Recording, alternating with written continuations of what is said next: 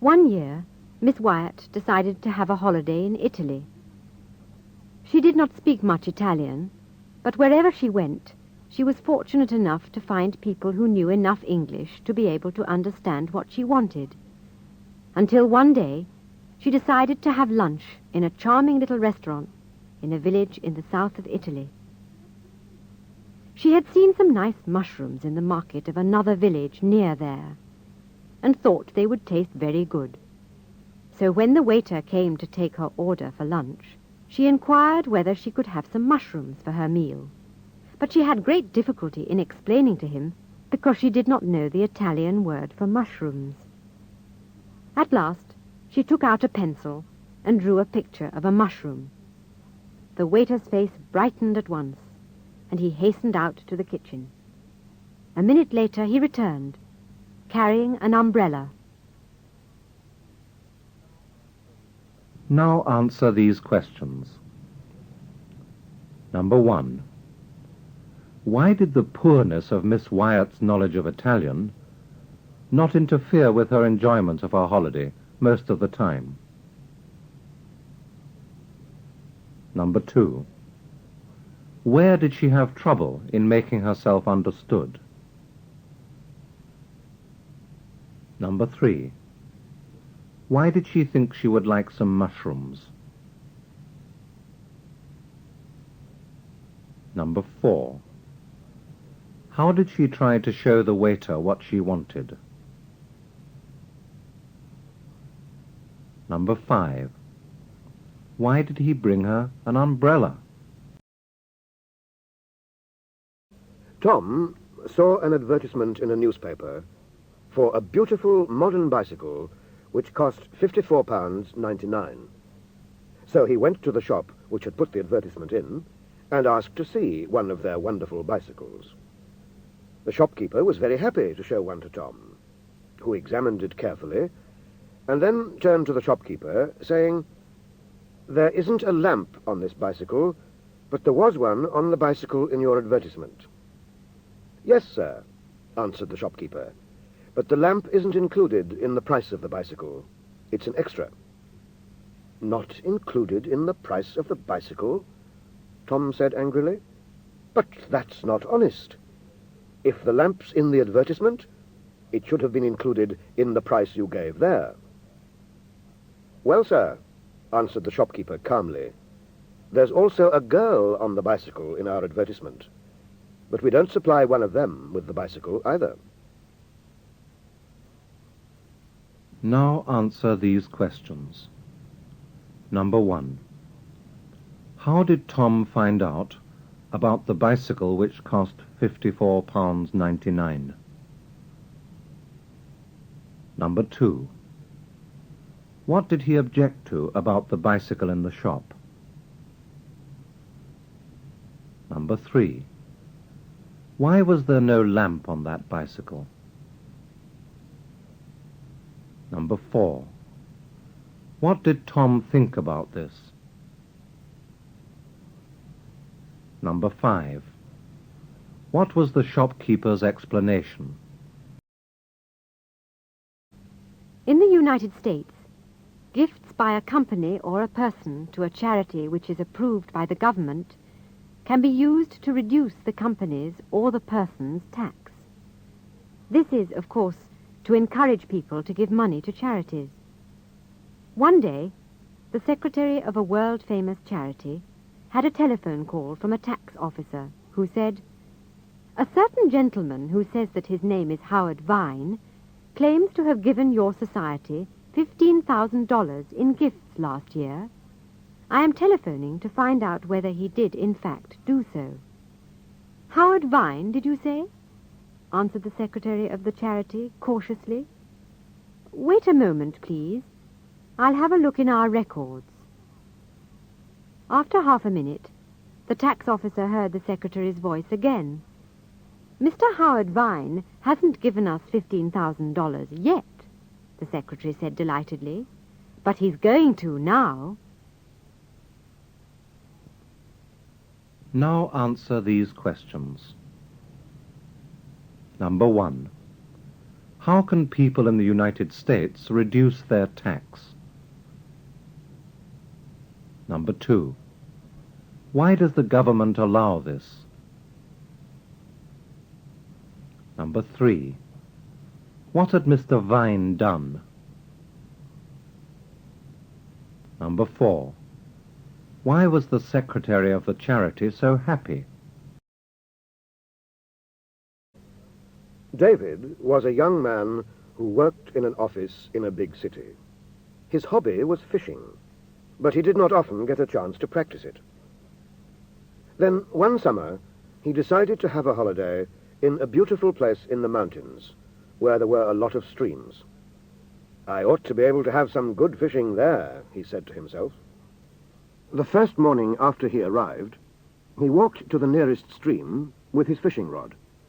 He saw an old man standing beside the water, so he asked him whether it was a private stream. The old man answered that it was not. So David then said to him, "Well, then it won't be a crime if I catch some fish here, will it?" "Oh, no," answered the old man. "It won't be a crime, but it will certainly be a miracle." Now answer these questions. Number 1. Why did David decide to have a holiday in a place where there were a lot of streams? Number 2. Why did he ask the old man whether the stream was private? Number 3. What did the old man think would be a miracle? Number 4. Why did he think this? A young man had a new girlfriend, whom he wanted to impress. So he invited her to go to a world-famous restaurant with him one evening. They dined wonderfully and had numerous drinks. They danced until midnight, and there was a polished musical entertainment. The girl enjoyed the entire evening and was suitably impressed by everything she saw, including several film stars. Then the waiter brought the bill at the end of the evening, and when the young man saw how much he had to pay, he was so shocked by the total that he went as white as a sheet. The helpful waiter, who was watching his face, thought he might be going to faint, so he quickly poured out a glass of ice-cold water and emptied it over the young man's head. Then he took the bill back and added to it, "Iced water, 50p. Now answer these questions. Number 1. Why did the young man invite his girlfriend to such an expensive restaurant? Number 2. Was he successful in what he wanted to do? Number 3. Why did he go pale? Number 4. Why did the waiter pour iced water over him? Number 5. What did the waiter then do which showed how expensive the restaurant was? Jack had gone to the university to study history. But at the end of his first year, his history professor failed him in his examinations, and he was told that he would have to leave the university. However, his father decided that he would go to see the professor, to urge him to let Jack continue his studies the following year.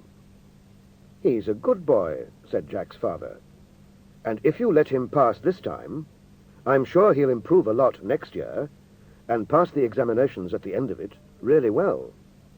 No, that's quite impossible," replied the professor immediately. "Do you know, last month I asked him when Napoleon had died, and he didn't know." "Please, sir, give him another chance," said Jack's father. "You see, I'm afraid we don't take any newspapers in our house, so none of us even knew that Napoleon was ill." Now answer these questions. Number 1. Why did Jack have to leave the university? Number 2. What did his father try to do? Number 3. What example did the professor give to show how bad a student Jack was? Number 4. What was his father's excuse for him? Mr. Briggs got a job with an insurance company after he left school and went around visiting people in their homes to sell them life insurance. One day, after he had been working for the company for about a year, the insurance manager sent for him and said, "Mr. Briggs, I have been looking at your record as a salesman with our company, and there is one thing that surprises me about it. Why have you been selling insurance only to people over 95 years old? And why have you been giving them such generous conditions? You'll ruin our company if you go on like that." "Oh, no, sir," answered Mr. Briggs at once. "Before I started work, I looked at the figures for deaths in this country during the past 10 years, and I can tell you that extremely few people die at the age of 95 or above each year." Now answer these questions. Number 1. What surprised the manager about Mr. Briggs's work? Number 2. What did he think the result of Mr. Briggs's behavior would be? Number 3. What was Mr. Briggs's explanation? Number 4. What mistake had he made? For a long time, Dr. Jackson had wanted to get a permanent job in a certain big modern hospital, and at last he was successful. He was appointed to the particular position which he wanted, and he and his wife moved to the house which they were now to live in. The next day, some beautiful flowers were delivered to them, with a note which said, "Deepest sympathy." Naturally, Dr. Jackson was annoyed to receive such an extraordinary note, and telephoned the shop which had sent the flowers to find out what the note meant. When the owner of the shop heard what had happened, he apologized to Dr. Jackson for having made the mistake.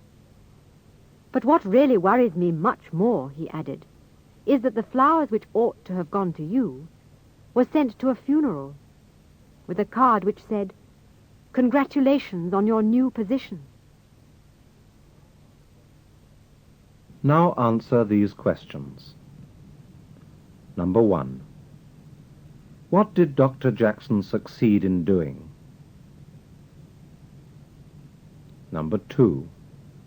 What annoyed him about the note on the flowers he had received? Number 3. Why was the owner of the shop worried about the card which had gone to the funeral? Number 4. Why had 2 such unsuitable cards been sent? During the Second World War, Winston Churchill was the British Prime Minister. One day, he had to go to the British Broadcasting Corporation, the BBC, to make an important speech to the nation. An hour before the time of this speech, he stopped a taxi in the street and asked the driver to take him to the BBC.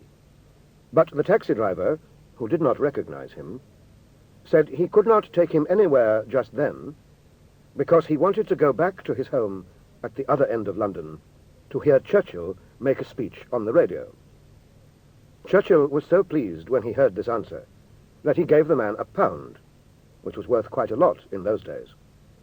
"All right, get in," said the driver happily, opening the door of the taxi. "I'll take you, and to hell with Churchill and his speech." Now answer these questions. Number 1. Why did Churchill want to go to the BBC? Number 2. Why did the taxi driver not want to take him?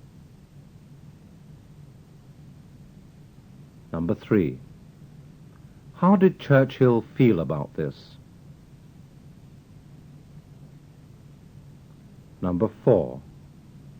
What did not please him after that? A poor farmer who had always lived in the country and had never visited a big town won a lot of money, so he decided that he could now afford a holiday in an excellent hotel by the sea. When lunchtime came on his first day there, he decided to go and eat in the restaurant of the hotel. The head waiter showed him to his table, took his order, and went away. When he looked at the farmer again, he had a surprise. The farmer had tied his table napkin round his neck. The head waiter was very annoyed at this, and immediately told one of the other waiters in the restaurant to go to the man and inform him, without being in any way insulting, that people did not do such a thing in restaurants of that quality. The waiter went to the farmer and said in a friendly voice, "Good morning, sir. Would you like a shave or a haircut?" Now answer these questions. Number 1. What made it possible for the farmer to afford to stay in an expensive hotel? Number 2. What surprised the head waiter? Number 3. How did he want the other waiter to speak to the farmer? Number 4. How did the waiter try to make the farmer understand that he should not tie his table napkin round his neck? A man and his wife had arranged to have a holiday at the seaside. They were waiting at the railway station for their train when the man saw a weighing machine near the bench on which they were sitting. It was one of those weighing machines that give cards on which one's fortune is printed as well as one's weight. The man decided to weigh himself, so he went to the machine, got on it, put a penny in, and a card came out. The man took it back to his wife, and she read it out to him, because he had not got his glasses. On the card was written, "You are a leader of men and have a masterly character. You have great intelligence and are attractive to women." After she had read this out, the man's wife turned the card over, looked at the back for a moment, and then remarked, "It's got your weight wrong, too." Now answer these questions. Number 1. Why were the man and his wife at the station? Number 2. What information did the weighing machine provide? Number 3. Why did the man have to take the card to his wife to read? Number 4.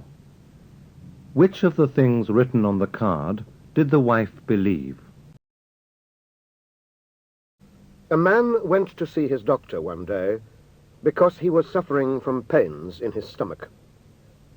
After the doctor had examined him carefully, he said to him, "Well, there's nothing really wrong with you, I'm glad to say. Your only trouble is that you worry too much. Do you know, I had a man with the same trouble as you in here a few weeks ago, and I gave him the same advice as I'm going to give you. He was worried because he couldn't pay his tailor's bills. I told him not to worry his head about the bills any more. He followed my advice, and when he came to see me again 2 days ago, he told me that he now feels quite all right again." "Yes, I know all about that," answered the patient sadly. "You see, I'm that man's tailor." Now answer these questions. Number 1.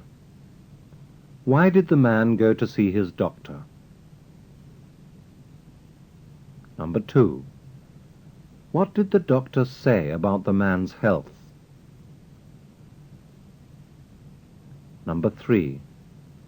What advice had the doctor given to a previous patient? Number 4. Who was the previous patient? Number 5. What were the results of the doctor's advice to him? Mary wanted to be a nurse when she left school, but in the meantime she joined the Red Cross and had some limited training. She was taught that, in case of an accident, and they were plentiful in her town, she should give first aid at once and then send for a doctor. One day there was an accident in a busy street, and when Mary arrived soon after, she saw a man bending over a woman who had been accidentally knocked down by a car and was lying motionless in the street. Mary ran up, pushed the man away, informed the crowd that she was a Red Cross nurse, and began to help the wounded woman. After a few minutes, the man who had been bending over the woman when Mary arrived touched her on the shoulder and said, "When you reach the part about sending for a doctor, don't worry, I'm here already." Now answer these questions. Number 1. Was Mary a fully trained nurse?